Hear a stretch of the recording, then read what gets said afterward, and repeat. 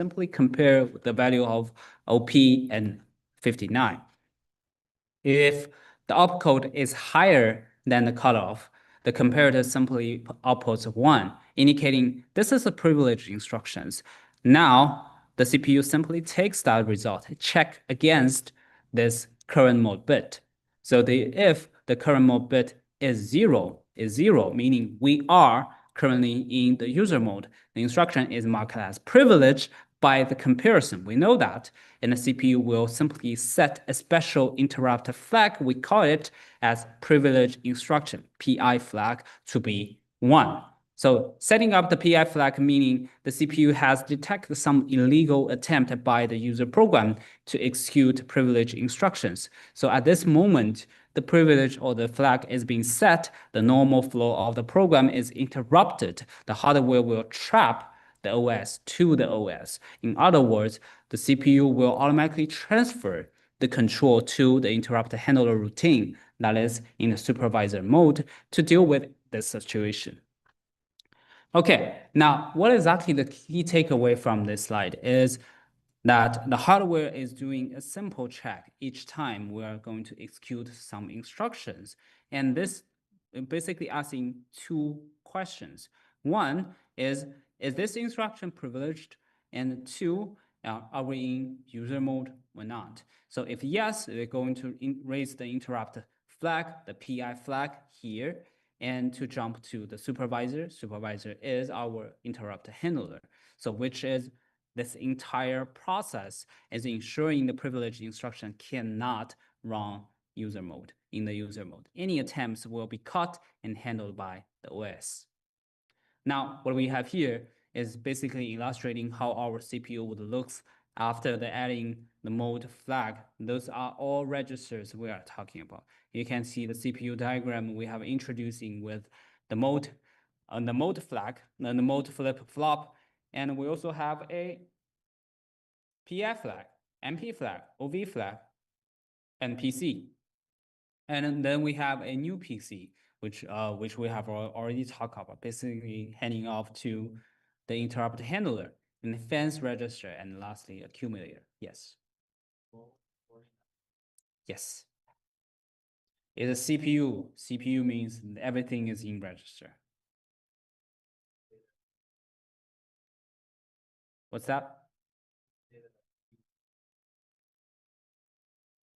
That is why we're building mechanism to prevent some changes. Once you're adding a new component in hardware-wise, in register-wise, you have to have some mechanism in your software-wise to prevent something going to happen. Of course, you can change the mode from 0 to 1. Simply what we have here, let's consider your current OS systems. Normally, you are observing everything in user mode, right? So then we have a special moment. You have to have some program to modify the user settings or system settings by enabling an administrator mode in your Windows. Whenever you click, I would say the right mouse right click, you simply have an option showing running at administrator mode. So simply we are changing the mode from 0 to 1. So basically this hardware-wise changing. Then coming to what you should familiar with Unix system or Linux system, simply you are typing sudo and enter your password, you are flipping the bit from 0 to 1. Okay, any other question I may have? No? Yes. So now let's talk what we have here in the PSW. Simply we adding another PI flag right here. So basically indicating it is a privileged instruction or not, and compare with the mode. And we have talked about these 2 bits already. Now we have built this mechanism for various attempts, but we have to step back to think about what exactly the interrupts we are actually dealing with. So broadly speaking, interrupt will handle in 2 categories: software initiated, software interrupts, or hardware initiated, hardware interrupts. Software interrupts are those triggered by the program's own action. And this includes the traps we have already discussed, the OV, overflow, MP, memory protection, PI, privileged instructions, or system calls, which are which are delivery requests by a program for OS services. So we will talk about this system calls shortly. But here you just think of this is sometimes we need our program to have certain interrupt. So both traps are explicit system calls original from the running programs. We consider them as software generate interrupts. They happen synchronously as a result of instruction execution. Then hardware interrupts are signals to the CPU from external devices of hardware timer or something like keyboard or displays. So for example, an I/O interrupt. And I/O interrupt occurs when an I/O input-output device, such as disk, network interface, signals it has completed an operation or need attention. Another example is a timer interrupt triggered by a hardware timer reaching to 0, which we will talk about this in detail. And these hardware interrupts are generally asynchronized with the respect of the program. So they simply can occur anytime, at any time, independent from the current instruction sequence. So let's for now just focus on the traps. So simply recall what exactly traps. So you have listened about to me like repeating this traps, the word again.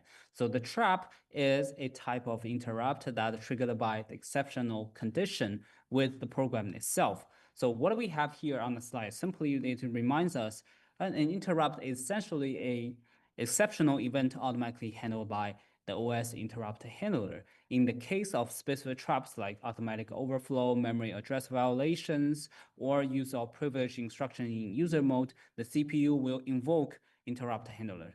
So what exactly the handler is doing on that? So in our design, it will abort the program, essentially terminate it, because those conditions simply represent errors from which the program cannot safely continue. If the user programs try to divide by 0 or an overflow happens, it simply jumps to an illegal address beyond the fence or tries to execute privileged operations in user mode, and the OS trap handler will catch it and terminate the program. But here is simply we have said the traps are, and all the traps are being synchronized interrupts. Synchronized means they occur as direct result of executing an instruction.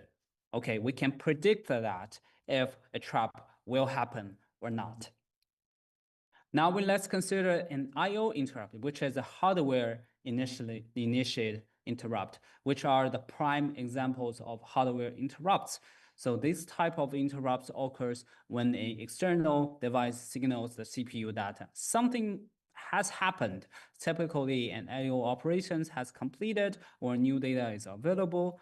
For instance, for example, our says a program has requested data from disk, and CPU might go off to do some other works, and then coming back, the disk has the data ready, it sends an interrupt to notify the CPU. Okay, we have the I/O is done.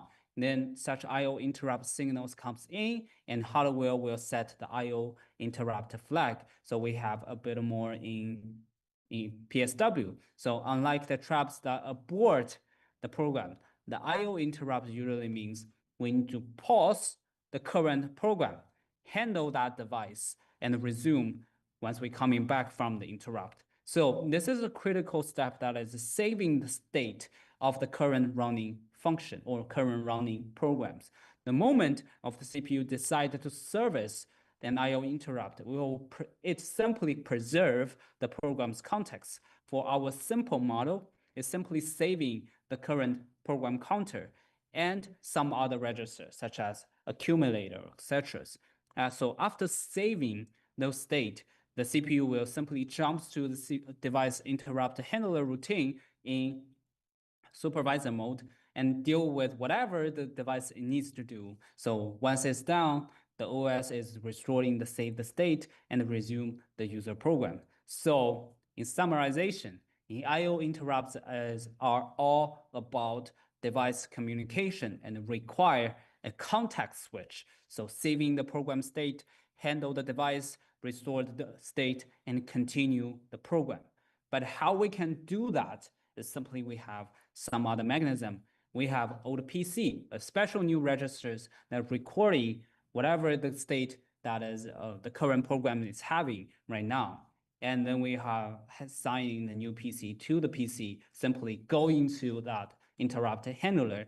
And we also have a new register that's basically saying we want to save the accumulator content of that program to an old accumulator register. That's only saving the state.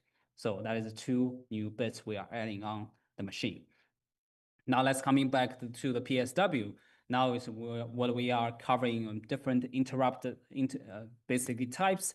And earlier we have the PSW for mode and PI. Now we include a new hardware, which is interrupt flag for IO. So at this point, our PSW has interrupt flags that is including the OV, overflow, MP, memory protection, PI. PI is what? Privileged instruction, and IO, which is IO interrupt. So now our PSW is getting more populated and IO flag is inclusion means the OS can now see when the IO interrupt has occurred by looking at the PSW. So I think it's perfect time to stop right here. And we have more to cover on Monday. All right. Do you have any question? Okay, so for whoever is attending on Zoom, thank you for coming. Have a great day and have a great weekend.